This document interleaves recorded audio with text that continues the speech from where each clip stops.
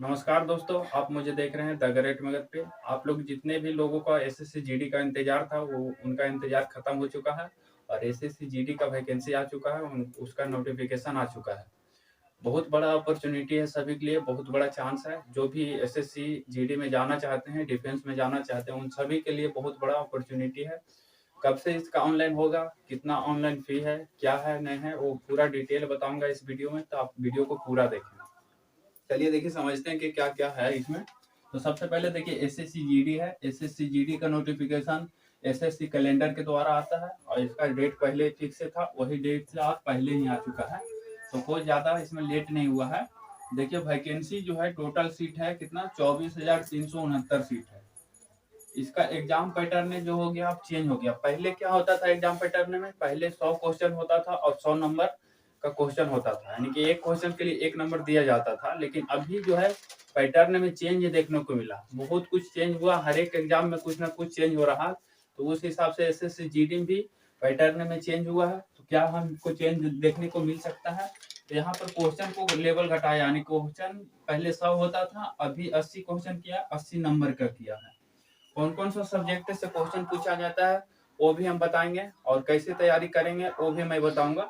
यहाँ पे देखिए, एक क्वेश्चन का नंबर घटा दिया है, अंक भी घटाया है, यानी कि एक क्वेश्चन के लिए एक अंक, और क्वेश्चन होगा टोटल 80, पहले होता था 100 क्वेश्चन। आगे हम बात करते हैं कि ऑनलाइन डेट कब है, कब से ऑनलाइन कर सकते हैं। तो आप 27/10/2022 से लेकर के 31/11/2022 तक, यानी कि पूरा पूरा लगभग एक महीना से ज्यादा टाइम दिया गया है। एक महीना में आप अच्छे से फॉर्म भरे। फॉर्म भरने में क्या क्या सावधानियां करनी चाहिए, क्या क्या गलती नहीं करना चाहिए, वो मैं बताऊंगा आगे।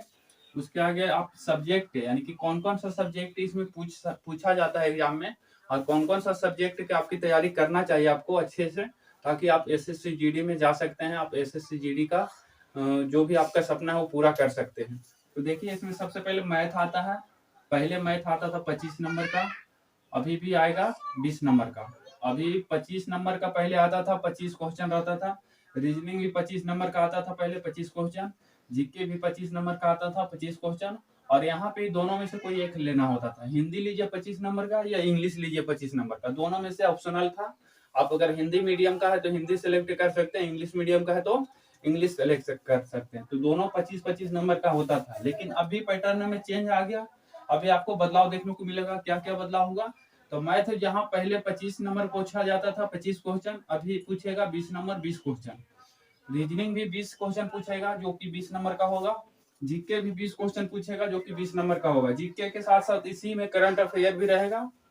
जो भी होता है करंट अफेयर, वो जीके के अंदर आता है, जो कि 20 नंबर का पूछेगा, 20 क्वेश्चन रहेगा। उसके आगे हम बात करते हैं हिंदी और इंग्लिश।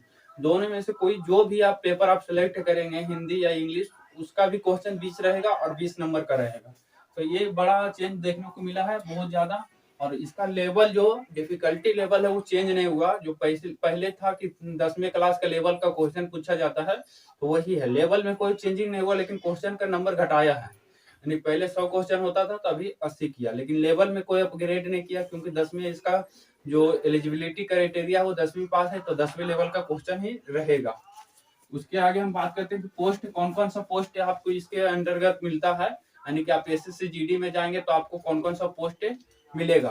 तो पोस्ट की बात करते हैं तो सबसे पहला है बीएसएफ। बीएसएफ का बहुत ज्यादा वैकेंसी है, 10,000 से ज्यादा वैकेंसी इसी का है, बीएसएफ का। सीआईएसएफ का 100 वैकेंसी है, 100 सीट है। यानी कि सीआईएसएफ जो होता है उसका सबसे कम वैकेंसी है, सबसे कम सीट है। ओनली 100 सीट है सीआईएसएफ का। सीआरपीएफ का भी है। सीआरपीएफ का भी लगभग 3,000 से ऊपर सीट है, 4,000 लगभग। उसके आगे हम बात करते हैं सीआरपीएफ में। तो पिछले जो एसएससी जीडी का आया था 2021 में, उसमें आपका सीआरपीएफ का सीट नहीं था एसएससी जीडी 2021 में। तो इसमें सीट काफी बढ़ा हुआ है सीआरपीएफ में। उसके आगे हम बात करते हैं एसएसबी। तो एसएसबी का भी सीट है काफी अच्छा। आईटीबीपी का भी है। एआर, एआर मतलब असम राइफल का भी सीट है। एसएसबी का भी सीट है, और एनसीबी का है। एनसीबी मतलब होता है नार्कोटिक्स कंट्रोल ब्यूरो। तो इसका भी सीट है, काफी अच्छा नौकरी है एनसीबी। इसका बहुत ज्यादा कट ऑफ थोड़ा हाई जाता है, अगर 90 लाते हैं, 85 लाते हैं, तो ये सब पोस्ट के लिए आप एलिजिबल हो गए। एनसीबी का सबका सपना होता है कि एनसीबी में हम जाएं, लेकिन उसका कट ऑफ बहुत हाई जाता है। तो ये एसएसएफ हो गया, एसएसबी हो गया, ये सब जो होता है थोड़ा सा हाई कट ऑफ लेकर के चला जाता है। अब हम बात करते हैं कि कैसे तैयारी करनी चाहिए, ऑनलाइन करने में कैसे कैसे आपकी सावधानियां बरतनी चाहिए, वो सभी चीज हम बात करेंगे।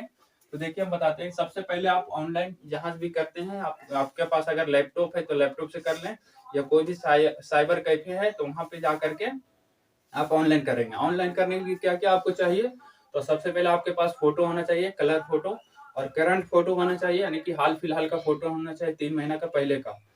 उसके आगे दूसरा हम बात करते हैं कि आपके पास आधार, कोई भी वैलिड आधार होना चाहिए या पैन कार्ड होना चाहिए, उससे फॉर्म भरेंगे। उसके आगे हम बात करते हैं, आधार हो गया, फोटो हो गया, सिग्नेचर आप अच्छा से करेंगे, क्योंकि सिग्नेचर बहुत ज्यादा मैच किया जाता है। जब आप एग्जाम में इंटर करेंगे तो आपका सिग्नेचर जो आप अभी फॉर्म भरते टाइम करेंगे वैसे ही सिग्नेचर वहां पे करवाया जाता है, तो इसका भी ध्यान रखना है।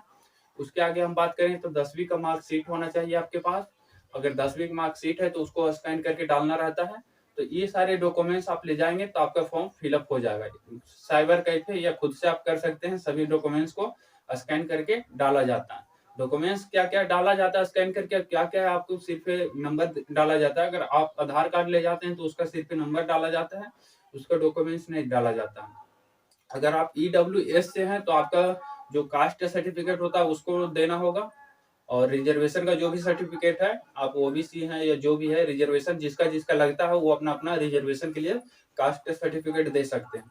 तो ये रहा। अगर हम बात करते हैं कि तैयारी कहाँ से करें, कैसे कैसे तैयारी करेंगे, तो तैयारी की हम बात करते हैं तो सबसे पहले आपको मैथ है, मैथ 20 क्वेश्चन पूछेगा, 20 नंबर का होगा, जो कि सबसे ज्यादा इसमें वैल्यू होता है परसेंटेज का, यानी कि अर्थमेटिक मैथ का। अर्थमेटिक में ज्यादा क्वेश्चन पूछा जाता है, एडवांस में इसमें कम 1-2 नंबर का क्वेश्चन आता है, तो एडवांस पर कम ध्यान दें आप। हो गया अर्थमेटिक में कौन कौन से चैप्टर पढ़ेंगे ज्यादा, जिसपे ज्यादा ध्यान देना होगा, तो आप परसेंटेज पे ज्यादा ध्यान देंगे, प्रॉफिट एंड लॉस पे ज्यादा ध्यान देंगे, CI और SI को ज्यादा ध्यान देंगे। उसके आगे है रेशियो का ज्यादा ध्यान देंगे। इस तो जो मुख्य मुख्य चैप्टर है, नंबर सिस्टम हो गया एडवांस मैथ में, तो नंबर सिस्टम से भी काफी अच्छा क्वेश्चन आता है। LCM SCF उसी में आता है नंबर सिस्टम में, तो इससे भी क्वेश्चन आता है, मैथ का हो गया। उसके आगे हम रीजनिंग की बात करते हैं, तो रीजनिंग में बहुत ज्यादा मुश्किल क्वेश्चन नहीं आता है, एकदम एवरेज क्वेश्चन आता है, जो कि कोई भी एक नॉर्मल स्टूडेंट अगर अभी से 1 महीना तैयारी कर लेगा, सेट प्रैक्टिस कर लेगा, तो रीजनिंग का क्वेश्चन उससे गलती नहीं होने वाला है। तो रीजनिंग का क्वेश्चन बहुत नॉर्मल आता है। तो रीजनिंग भी आप कोई अगर यूट्यूब चैनल फॉलो करते हैं या कोई बुक है आपके पास तो बुक से भी बना सकते हैं। रीजनिंग का सिर्फ प्रैक्टिस करना है, इसका कोई कोर्स खरीदे नहीं। उसके आगे हम बात करते हैं जीके। तो जीके आपके लिए क्या है, आप इतने सारे यूट्यूब चैनल पे है, पढ़ाते हैं बहुत लोग हैं, तो जीके आप यूट्यूब चैनल से करेंगे तो नहीं हो पाएगा। आपको लुसेंट बुक है, सभी को पता होगा लुसेंट बुक होता है। लुसेंट बुक को आप एक बार पूरे खत्म कर दें, अभी टाइम है बहुत, जनवरी में एग्जाम होगा, 2 महीना में आप लुसेंट खत्म कर सकते हैं। अगर चाहेगा आदमी तो 20 दिन में खत्म कर सकता है, लेकिन लुसेंट बहुत ज्यादा इसके लिए इम्पोर्टेंट होता है। अगर हिंदी और इंग्लिश की बात करें तो हिंदी में सिर्फ और सिर्फ ग्रामर पूछा जाता है। अगर आपके पास ग्रामर अच्छा बुक है कोई हिंदी का या इंग्लिश ग्रामर का, तो इंग्लिश ग्रामर कॉम्प्रिहेंशन पढ़ ले, 1 वर्ड सब्स्टिट्यूशन और साइनो एंटम, इंग्लिश की बात कर रहा हूँ। हिंदी में भी वही होता है, संपूर्ण ग्रामर होता है।